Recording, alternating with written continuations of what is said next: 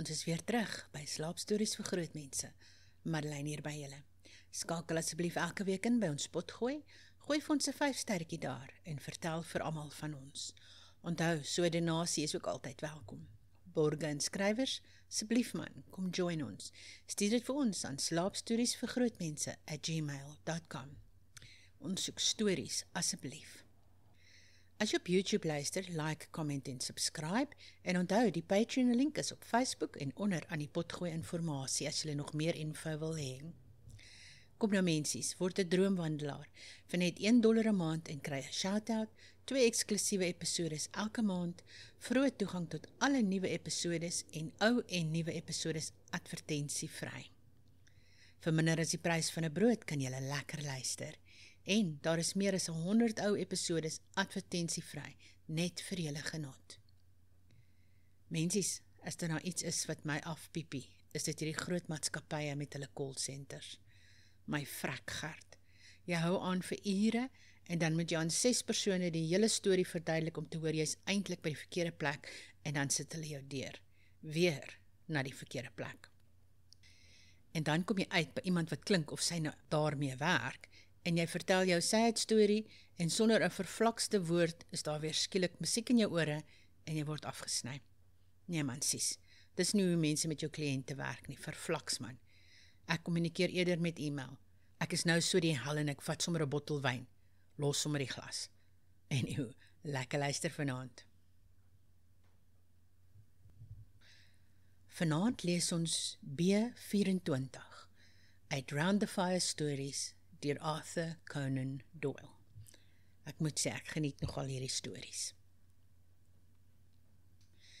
Ek het my storie vertel toe ek gevange geneem is, maar niemand wou na my luister nie.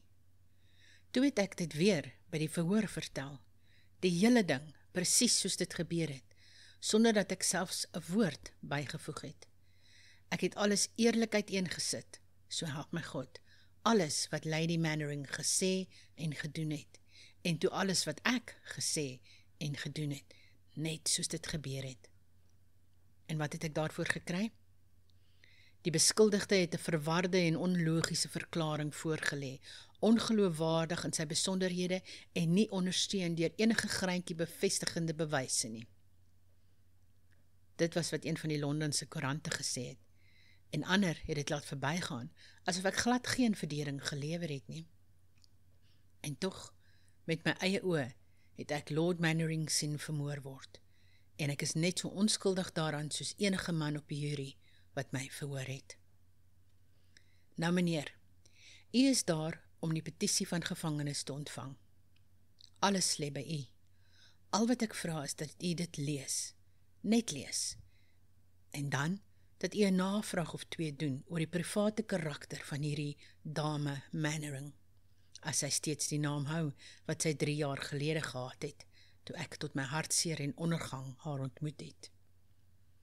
Ek kan 'n private speurder of 'n goeie prokureur gebruik, en ek sal gou genoeg uitvind om vir u te wys dat my storie die ware een is. Dink aan die roem wat dit vir u sal wees om al die koerante te hê wat sê dat daar 'n skokkende regsdwaling sou gewees het as dit nie vir u deursettingsvermoë en intelligensie was nie. Dit moet u beloning wees, aangesien ek 'n arm man is en u niks kan aanbied nie. Maar as u dit nie doen nie, mag u nooit weer rustig in die bed lê nie. Mag geen nag verbygaan dat u nie getuister word deur die gedagte aan die man wat in die tronk verrot, omdat u nie die plig gedoen het waarvoor u betaal word nie. Maar u sal dit doen. Ek weet, meneer. Maak net 1 of 2 navrae en u sal gou uitvind watter kant die wind waai. Onthou ook dat die enigste persoon wat by die misdaad gebaat het, sy self was, aangesien dit haar van 'n ongelukkige vrou in 'n ryk jong weduwee verander het. Daar's die punt van die tou in u hand, en u hoef dit net te volg en te sien waarheen dit lei. Let wel, meneer, ek maak geen klagte wat die inbraak betref nie. Ek kla nie oor wat ek verdien het nie, en tot dusver het ek nie meer gekry as wat ek verdien het nie. Inbraak was dit, regtig, en my 3 jaar het daarvoor betaal. Dit is by die verhoor bewys dat ek 'n hand in die Merton Cross saak gehad het en 'n jaar daarvoor gedoen het. So my storie het om daardie rede minder aandag gekry. 'n Man met 'n vorige veroordeling kry nooit regtig 'n billike verhoor nie. Ek erken die inbraak, maar wanneer dit kom by die moord wat my lewenslang gebring het, enige regter behalwe Sir James kon my die galg gegee het, dan sê ek vir u dat ek niks daarmee te doen gehad het nie, en dat ek 'n onskuldige man is. En nou, as ek daardie nag neem, die 13de September 1894, en ek sal vir u presies gee wat gebeur het, en mag God se hand my neerstryk as ek 1 duim verder as die waarheid gaan. Ek was in die somer in Bristol op soek na werk, en toe het ek die idee gekry dat ek dalk iets in Portsmouth kon kry, want ek was opgelei as 'n geskoolde werktuigkundige. So ek het my pad oor die suide van Engeland gestap, en los werkies gedoen soos ek gegaan het. Ek het alles probeer wat ek kon om van misdaad af weg te bly, want ek het 'n jaar in Exeter tronk gedoen, en ek het genoeg gehad van besoeke aan koningin Victoria. Maar dit is wreed moeilik om werk te kry wanneer die swart merk eers teen jou naam is, en dit was al wat ek kon doen om liggaam en siel by mekaar te hou. Uiteindelik, na 10 dae van houtkap en klipbreek vir 'n hongerloon, het ek myself naby Salisbury bevind, met 'n paar shilling in my sak en my stewels en my geduld heeltemal uitgedra. Daar is 'n bierhuis genaamd The Willing Mind, wat op die pad tussen Blandsworth en Salisbury staan, en dit was daardie nag dat ek 'n bed gehuur het. Ek het alleen in die geselskamer gesit, net voor sluitingstyd, toe die herbergier, Ellen was sy naam, langs my kom sit en begin gesels oor die biere. Hy was 'n man wat graag gepraat het, en iemand wou hê om na sy praatjies te luister. So ek het daar gesit en rook en 'n beker bier drink, wat hy vir my gegee het. En ek het nie groot belangstelling in wat hy gesê het gehad nie, totdat hy begin praat het, soos die duiwel dit wou hê, oor die rykdom van Mannering Hall. Bedoel jy die groot huis aan die regterkant voordat ek by die dorpie ingekom het ek gesê, die een wat in sy eie park staan. Presies, het hy gesê, en ek gee al ons gesprekke, sodat u kan weet dat ek vir u die waarheid vertel en niks wegsteek nie. Die lang wit huis met die pilare, het hy gesê, aan die kant van die Blandford pad. Nou het ek daarna gekyk toe ek verbygegaan het, en dit het by my opgekom, soos sulke gedagtes sal, dat dit 'n baie maklike huis was om in te kom, met daardie groot ry grondvensters en glasdeure. Ek het die gedagte van my af weggestoot, en nou was hierdie herbergier besig om het terug te bring met sy praatjies oor die rykdom daar binne. Ek het niks gesê nie, maar ek het geluister, en soos die geluk dit wou hê, sou hy altyd terugkom na hierdie een onderwerp. Hy was 'n vrek toe hy jonk was, en jy kan dink wat hy nou is in sy ouderdom, het hy gesê. Wel, hy het darm iets goed uit sy geld gekry. Watter goed kon hy gekry het as hy dit nie bestee nie, het ek gesê. Wel, dit het vir hom die mooiste vrou in Engeland gekoop, en dit was 'n bietjie goed wat hy daaruit gekry het. Sy het gedink sy sou dit kon bestee, maar sy ken nou die verskil. Wie was sy dan, het ek gevra, net terwille van iets om te sê. Sy was niemand, totdat ou Lord daar sy lady gemaak het hy gesê. Sy het van Londen se rigting gekom, en sommige het gesê dat sy daar op die verhoog was, maar niemand het regtig geweet nie. Die ou Lord was vir 'n jaar weg, en toe hy huis toe kom het hy 'n jong vrou saamgebring, en daar was sy al, sedertdien. Stevens, die butler, het my een keer vertel dat sy die lig van die huis was toe sy eerste gekom het, wat met haar man se suinige en irriterende maniere, en wat met haar eensaamheid, want hy haat dit om 'n besoeker binne sy deure te sien, en wat met sy bitter woorde, want hy het 'n tong soos 'n horing se angel. Het haar lewe heeltemal uit haar gegaan, en sy het 'n wit, stille skepsel geword, wat in die plattelandse lane ronddwaal. Sommige sê dat sy 'n ander man liefgehad het, en dat dit net die rykdom van die ou Lord was, wat haar versoek het om vals te wees teenoor haar minnaar, en dat sy nou haar hart opeet, omdat sy die een verloor het sonder om enigsins nader aan die ander te wees, want sy kon die armste vrou in die gemeente wees vir al die geld wat sy kon hanteer. Wel meneer, ek kan dink dat dit my nie baie geïnteresseer het om oor die twiste tussen 'n lord en 'n lady te hoor nie, Wat het dit vir my saak gemaak as hy die klank van sy stem gehaat het, en as hy elke vernedering op haar geplaas het in die hoop om haar gees te breek, en met haar gepraat het, soos hy nooit sou durf praat met een van sy bediendes nie. Die herbergier het my van hierdie dinge vertel, en van baie meer soos hulle, maar hulle het uit my gedagtes gegaan, want hulle was nie my saak nie.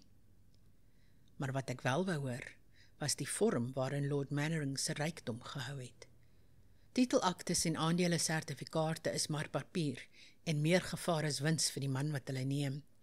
Maar metaal en stene is 'n risiko werd.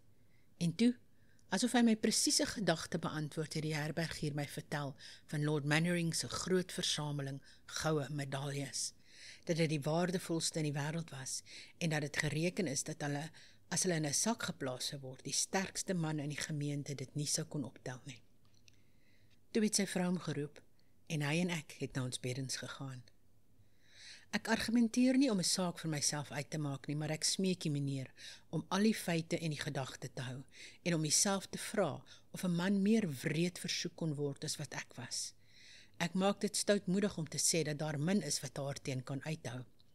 Daar het ek op my bed gelê daardie nag, 'n desperate man sonder hoop of werk, en met my laaste shilling in my sak. Ek het probeer om eerlik te wees, en eerlike mense het hulle rug op my gedra. Hulle het my getart oor diefstal, en tog het hulle my daarheen gestoot. Ek was in die stroom gevang en kon nie uitkom nie, en toe was dit so 'n kans.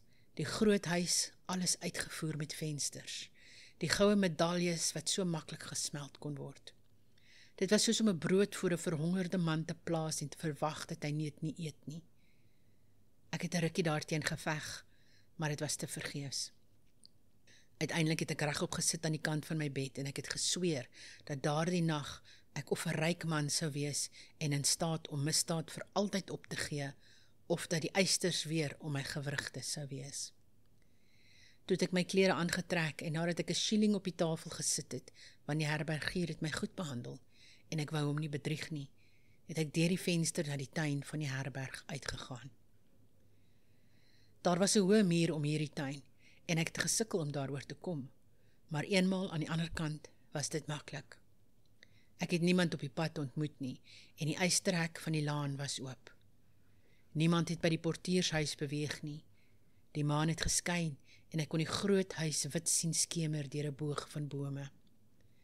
Ek het daarheen geloop vir omtrent 'n kwart myl, totdat ek aan die rand van die oprit was, waar dit geëindig het in 'n breë gruisbedekte ruimte voor die hoofdeur. Daar het ek in die skaduwee gestaan en na die lang gebou gekyk, met 'n vol maan wat in elke venster skyn en die hoë klip voorkant versilwer. Ek het daar 'n rukkie gehurk en ek het gewonder waar ek die maklikste ingang sou vind. Die hoekvenster aan die kant het gelyk asof dit die een was wat die minste gesien kon word, en 'n skerm van klimop het swaar daaroor gehang. My beste kans was duidelik daar. Ek het my pad onder die bome deur na die agterkant van die huis gewerk en toe in die swart skaduwee van die geboue langs gekruip. 'n Hond het geblaf en sy ketting geskit, maar ek het gewag totdat hy stil was, en toe het ek weer stil aangeloop, totdat ek by die venster gekom het wat ek gekies het. Dit is verstommend hoe agterloosig hulle in die platteland is, in plekke ver verwyder van groot stede, waar die gedagte aan inbrekers nooit in hulle koppe kom nie. Ek noem dit versoeking in 'n arm man se pad stel, wanneer hy sy hand, sonder om kwaad te bedoel, op 'n deur sit en vind dat dit voor hom oopswaai. In hierdie geval was dit nie so erg soos dit nie, maar die venster was slegs vasgemaak met die gewone knip, wat ek met 'n stoot van die lem van my mes oopgemaak het. Ek het die venster so vinnig as moontlik opgetrek, en toe het ek die mes deur die gleuf van die luik gedruk en het oopgewriemel. Dit was vouluike, en ek het hulle voor my geskuif en in die kamer ingeloop. "Goeienaand, meneer. U is baie welkom," het 'n stem gesê. Ek het al 'n paar skrikke in my lewe gehad, maar nooit een om by daardie een te kom nie. Daar, in die opening van die luike, binne bereik van my arm, was 'n vrou, wat staan met 'n klein spoel waslint wat in haar hand brand. Sy was lank en reguit en slank, met 'n pragtige wit gesig, wat uit helder marmer gesny kon gewees het, maar haar hare en oë was so swart soos die nag. Sy was geklee in een of ander soort wit nagrok, wat tot by haar voete gevloei het, en wat met hierdie rok en wat met haar gesig, dit het gelyk asof 'n gees van bo voor my staan. My knieë het teen mekaar geklap, en ek het aan die lijk met een hand vasgehou om my te ondersteun. Ek sou omgedraai en weggehardloop het, as ek die krag gehad het, maar ek kon net staan en na haar staar. Sy het my gou weer na myself teruggebring. Moenie bang wees nie, het sy gesê, en dit was vreemde woorde vir die dame van 'n huis om te gebruik vir 'n inbreker. Ek het jou uit my slaapkamervenster gesien toe jy onder daardie bome weggekruip het. Toe het ek onder toe gekom, en toe het ek by jou by die venster gehoor. Ek sou dit vir jou oopgemaak het as jy gewag het, maar jy het dit self reg gekry, net toe ek opkom. Ek het steeds in my hand die lang knipmes gehou waarmee ek die luik oopgemaak het. Ek was ongeskeer en vuil van 'n week op die paaie. Altesaam is daar min mense wat bereid sou wees om my alleen te ontmoet, om 1 uur in die oggend. Maar hierdie vrou, as ek haar minnaar was wat haar volgens afspraak ontmoet, kon nie met 'n meer verwelkomende oog na my gekyk het nie. Sy het haar hand op my mou gelê en my in die kamer ingetrek. Wat beteken dit, mevrou? Moenie probeer om enige speletjies met my te speel nie, het ek op my grofste manier gesê. Ek kan dit grof maak as ek wil.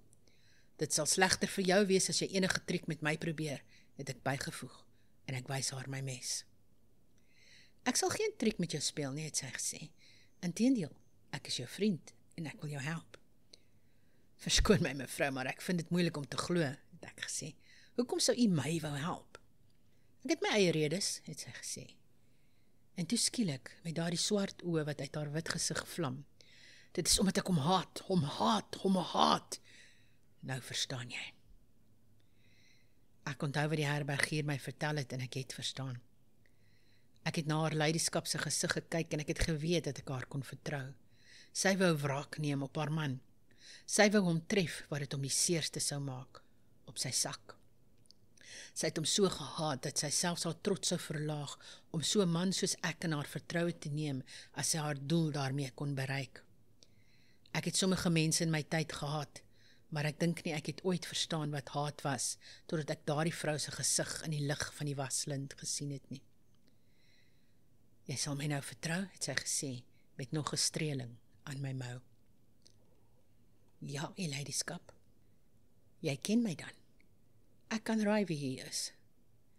Ek verhoed my onregte is die gesprek van die distrik. Maar wat gee hy om daaroor? Hy gee net om vir een ding in die hele wêreld, en dit kan jy van hom neem vanaand. Het jy 'n sak? Nee, u ladyskap. Maak die lijk agter jou toe, dan kan niemand die lig sien nie. Jy is heeltemal veilig. Die bediendes slaap almal in die ander vleuel. Ek kan jou wys waar al die waardevolste goed is.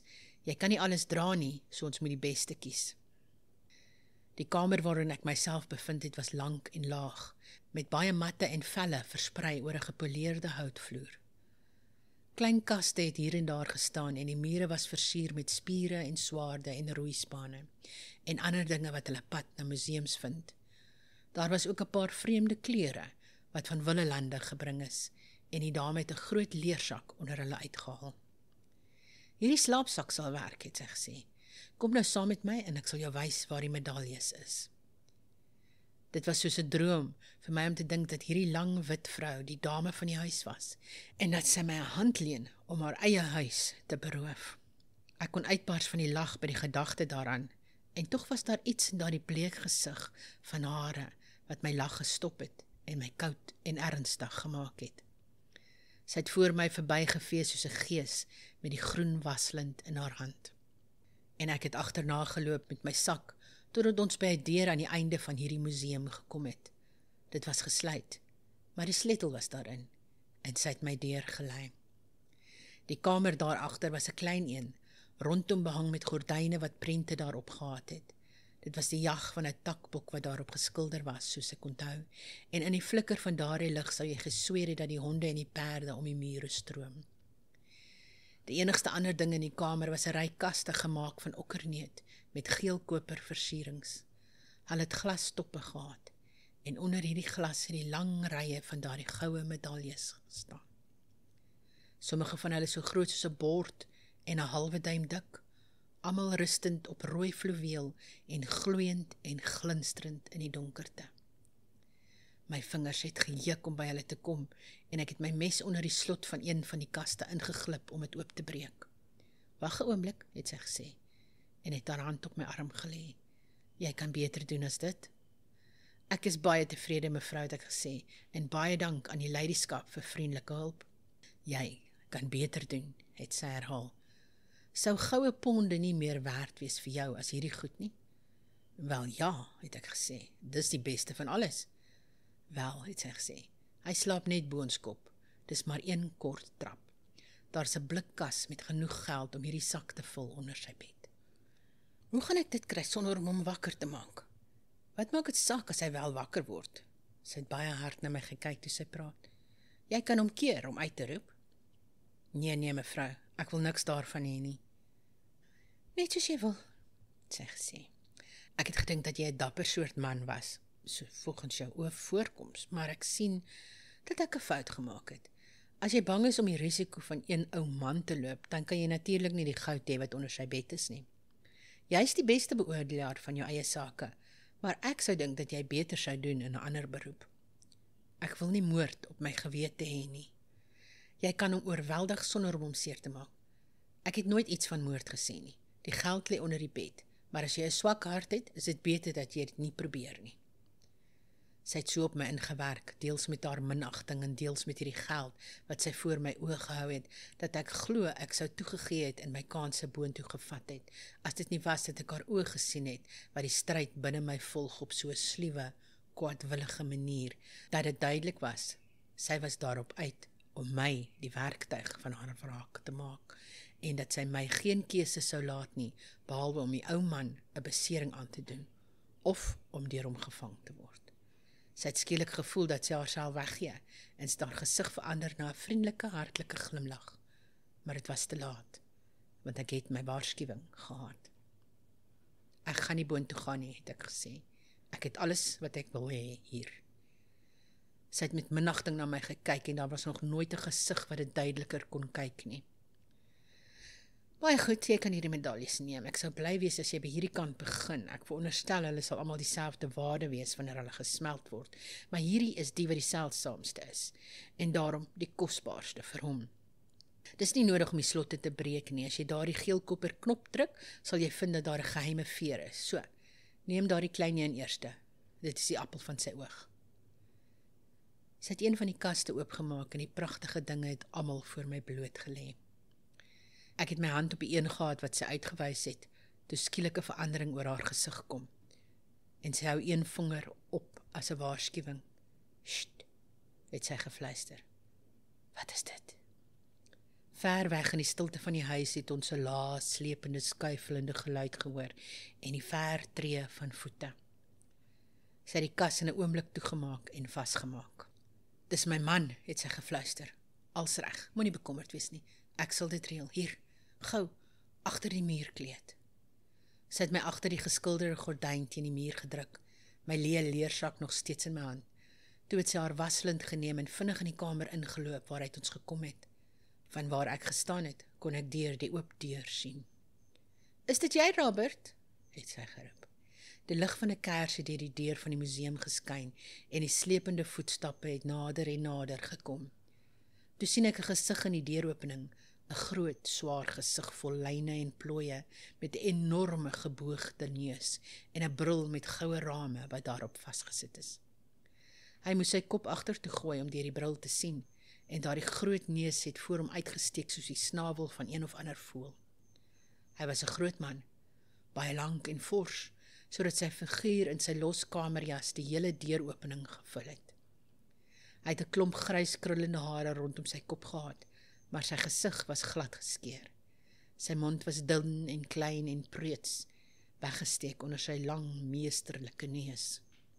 Hy het daar gestaan, die kers voor hom gehou, en na sy vrou gekyk met 'n vreemde, kwaadwillige glans in sy oë. Ek het net daardie een kyk nodig gehad om te weet dat hy net so lief vir haar was, as wat sy vir hom was. "Wat is dit?" het hy gevra. "Nog 'n nuwe gier? Wat bedoel jy om deur die huis rond te dwaal? Hoekom gaan jy nie bed toe nie?" "Ek kon nie slaap nie," het sy geantwoord. Sy het traag en moeg gepraat. As sy eens 'n aktrise was, het sy nie haar beroep vergeet nie. Mag ek voorstel, het hy gesê, in dieselfde spottende stem, dat 'n goeie gewete uitstekende hulpmiddel is vir slaap. Dit kan nie waar wees nie, het sy geantwoord, want jy slaap baie goed. Ek het net een ding in my lewe om oor skaam te wees, het hy gesê, en sy hare het van woede oorent gestaan, totdat hy soos 'n ou kokketiel gelyk het. Jy weet die beste wat dit is. Dis 'n fout van sy eie straf saamgebring het. Vir my sowel as vir jou, onthou dit. Jy het min rede om te kla, dis ek wat afgedwaal het en jy wat gestyg het. Gestyg? Ja, gestyg. Ek veronderstel jy ontken nie dat dit bevordering is om die musiekkafee vir Mannering Hall te verruil nie. Watter dwaas was ek om jou ooit uit jou ware sfeer te neem? As jy so dink, hoekom skei ons nie? Omdat privaat elende beter is as 'n openbare vernedering, omdat dit makliker is om vir 'n fout te ly as om dit te erken. Omdat ek jou ook graag in my sig wil hou en wil weet dat jy nie na hom kan teruggaan nie. Jou skurk, jou lafhartige skurk. Ja, my dame, ek ken jou geheime ambisie, maar dit sal nooit gebeur terwyl ek lewe nie, en as dit na my dood gebeur, sal ek ten minste sorg dat jy as 'n bedelaar na hom teruggaan. Jy en liewe Edward sal nooit die genot hê om my geld te verkoos nie, en jy kan jou daarby neerlê, my dame. Hoekom is daar die lyke in die venster oop? Ek het die nag baie benoud gevind. Dis nie veilig nie.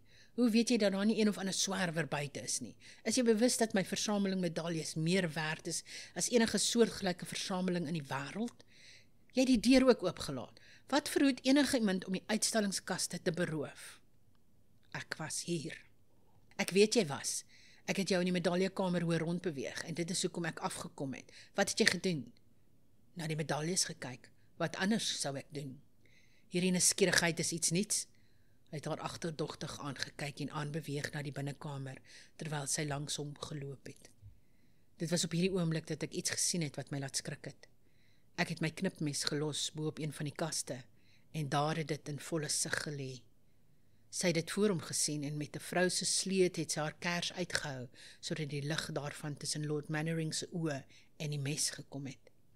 Toe het sy dit in haar linkerhand geneem en het teen haar rok gehou, buite sy sig.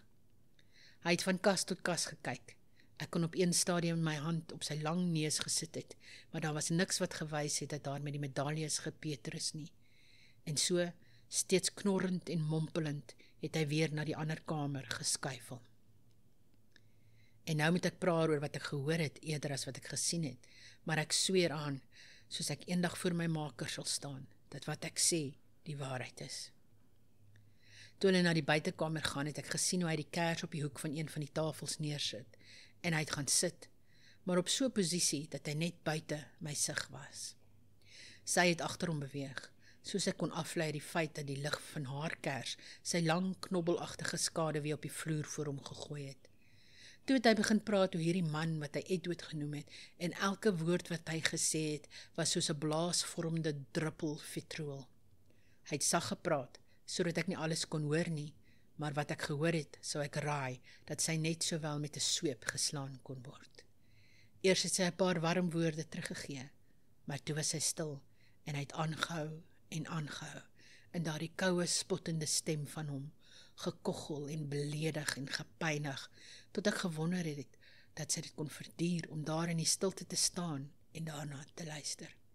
Toe skielik hoor ek hom sê in 'n skerp stem, "Kom van agter my af, los my kraag. Wat, sou jy dit waag om my te slaan?" Daar was geluid soos 'n hou, met 'n sagte soort plof. En toe hoor ek hom uitroep, "My God, dit is bloed." Hy het met sy voete geskarrel, asof hy besig was om op te staan, en toe hoor ek nog gehou, en hy het uitgeroep, "O jou duiwel!" en was stil, behalwe vir 'n gedrup en geplas op die vloer.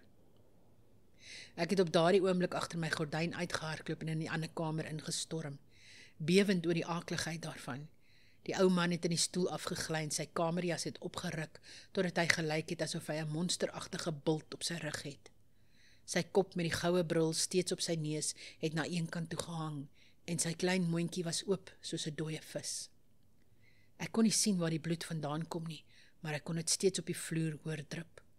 Sy het agter hom gestaan met die kers wat vol op haar gesig geskyn het. Haar lippe was op mekaar gedruk en haar oë het geskitter. En 'n tikkie kleur het in elk van haar wange gekom. Dit was al wat nodig was om haar die mooiste vrou te maak wat ek nog ooit in my lewe gesien het. Jy het dit nou gedoen, het ek gesê. Ja, het sy op haar rustige manier gesê. Ek het dit nou gedoen. Wat gaan jy nou doen, het ek gevra. Hulle sal vir jou vermoord aankla, so seker is die noodlot. Moenie oor my bekommer nie. Ek het niks om voor te lewe nie, en dit maak nie saak nie. Gee my 'n hand om hom regop in die stoel te sit. Dit is verskriklik om hom so te sien. Ek het so gemaak, alhoewel dit my yskoud gemaak het om aan hom te raak, want sy bloed het op my hand gekom en my naar gemaak. Nou het sy gesê, jy mag net sowel die medaljes hê as enigiemand anders. Vat hulle en gaan. Ek wil hulle nie hê nie. Ek wil net wegkom. Ek was nog nooit betrokke by so 'n saak soos hierdie nie. Onsin, het sy gesê. Jy het vir die medaljes gekom en hulle is hier tot jou beskikking. Waarom sou jy hulle nie vat nie? Daar is niemand om jou te verhinder nie. Ek het die sak steeds in my hand gehou. Sy het die kas oopgemaak en tussen ons het ons 100 of so van die medaljes daarin gegooi. Hulle was almal van die eerste kas, maar ek kon myself nie bring om vir nog te wag nie. Toe maak ek vir die venster, want selfs die lig van hierdie huis het gelyk asof dit my vergiftig na wat ek gesien en gehoor het. Toe ek terugkyk het ek haar daar sien staan, lank en grasieus, met die lig in haar hand, presies soos ek haar die eerste keer gesien het. Sy het totsiens gewaai, en ek het terug na haar gewaai en in die grys oprit uitgespring. Ek dank God dat ek my hand op my hart kan lê en sê dat ek nog nooit 'n moord gepleeg het nie, maar miskien sou dit anders gewees het as ek daardie vrou se gedagtes kon lees. Daar kon 2 liggame in die kamer gewees het in plaas van 1, as ek agter daardie laaste glimlag van haar kon sien. Maar ek het aan niks gedink behalwe om veilig weg te kom nie, en dit het nooit by my opgekom dat sy die tou om my nek kon vasbind nie. Ek het nog net 5 tree van die venster afgeneem, allangs die skaduwee van die huis op die manier wat ek gekom het, toe ek 'n gil hoor wat die hele distrik kon wek, en toe nog een, en nog een. Moord, het sy geskree, moord, moord, help! En haar stem het in die stilte van die nag uitgeklop en oor die hele omgewing geklink. Dit het deur my kop gegaan, daardie verskriklike gil. In 'n oomblik het ligte begin beweeg en vensters begin oopvlieg, nie net in die huis agter my nie, maar by die portiershuis en in die stalle voor my. Soos 'n bang haas het ek die oprit afgejaag, maar ek het die geklank van die hek gehoor toe dit toegemaak is, voordat ek dit kon bereik. Toe het ek my sak medaljes onder droë houtbondels weggesteek en ek het probeer om oor die landgoed weg te kom. Maar iemand het my in die maanlig gesien en binnekort het ek 'n half dosyn van hulle met honde op my hakke gehad. Ek het tussen die braambosse weggekruip, maar daardie honde was te veel vir my. En ek was bly genoeg toe die mans opdaag en verhoed dat ek in stukke geskeur word. Hulle het my gegryp en my teruggesleep na die kamer waarvandaan ek gekom het. Is dit die man, die edelheid, het die oudste van hulle gevra, dieselfde een wat ek later uitgevind het die huismeester was. Sy was besig om oor die liggaam te buig met haar sakdoek teen haar oë, en nou het sy na my gedraai met die gesig van 'n furie. O, watter aktrise was daardie vrou. Ja, dit is presies die man, het sy uitgeroep. O, jou skurk, jou wrede skurk, om 'n ou man so te behandel. Daar was 'n man daar wat soos 'n dorpskonstabel gelyk het. Hy het sy hand op my skouer gelê. Wat sê jy daarvan, het hy gevra. Dit was sy wat dit gedoen het ek geskree, terwyl ek na die vrou wys wie se oë nie voor myne gehuiwer het nie. Kom, probeer weer, het die konstabel gesê, en een van die bediendes het na my geslaan met sy vuis. Ek sê vir julle dat ek het haar sien doen het. Sy het hom 2 keer met 'n mes gesteek. Sy het my eers gehelp om hom te beroof en toe het sy hom vermoor. Die man het weer probeer om my te slaan, maar sy het 'n hand opgehou. Moet hom nie seermaak nie, het sy gesê. Ek dink dat sy straf veilig aan die reg oorgelaat kan word. Ek sal daarna omsien, die edelheid, het die konstabel gesê. Die edelheid het werklik die misdaad sien plaasvind, nie? Ja, ek het dit met my eie oë gesien. Dit was verskriklik. Ons het die geraas gehoor en ons het afgekom. My arme man was voor. Die man het van die kaste oopgehaat en was besig om 'n swart leersak te vul wat hy in sy hand gehou het. Hy het by ons verby gestorm en my man het hom gegryp. Daar was 'n stryd en hy het hom 2 keer gesteek. Daar kan jy die bloed op sy hande sien. As ek my nie vergis nie, is sy mes nog steeds in Lord Mannering se liggaam. Kyk na die bloed op haar hande, het ek geskree. Sy het sy edele se kop vasgehou, jou liegende skurk, het die huismeester gesê. En hier is die sak waarvan haar edelheid gepraat het die konstabel gesê, toe 'n stalkneg inkom met die een wat ek laat val het tydens my vlug. En hier is die medaljes daar binne. Dit is goed genoeg vir my. Ons sal hom vanaand hier veilig hou, en môre kan die inspekteur en ek hom na Salisbury neem. Arme skepsel, het die vrou gesê. Wat my betref, vergewe ek hom vir enige onreg wat hy my aangedoen het. Wie weet watter versoeking hom tot misdaad gedryf het. Sy gewete en die reg sal hom genoeg straf, sonder dat enige verwyt van my dit meer bitter maak.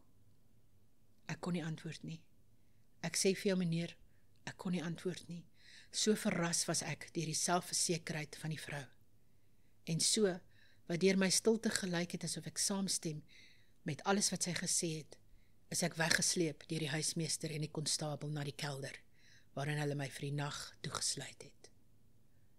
Daar meneer, ek het vir jou die hele verhaal vertel van die gebeure wat gelei het tot die moord op Lord Mannering deur sy vrou op die nag van 14 September in die jaar 1894.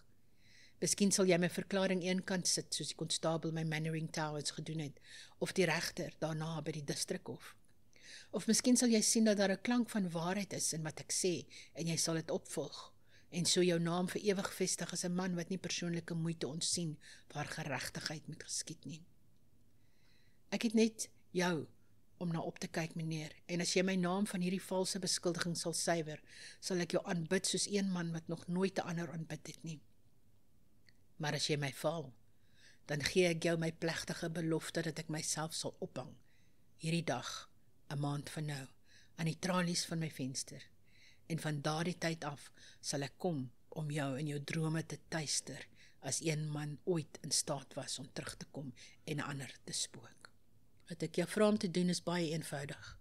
Doen navraag oor hierdie vrou, hou haar dop, leer haar geskiedenis ken, vind uit watter gebruik sy maak van die geld wat na haar gekom het, en of daar nie 'n man Edward is, soos ek beweer het nie. As jy uit dit alles iets leer wat vir jou haar ware karakter wys, of wat vir jou lyk asof dit met die verhaal wat ek vir jou vertel het saamstem, dan is ek seker dat ek kan staat maak op jou goedhartigheid, om tot die redding van 'n onskuldige man te kom. Lekker slaap.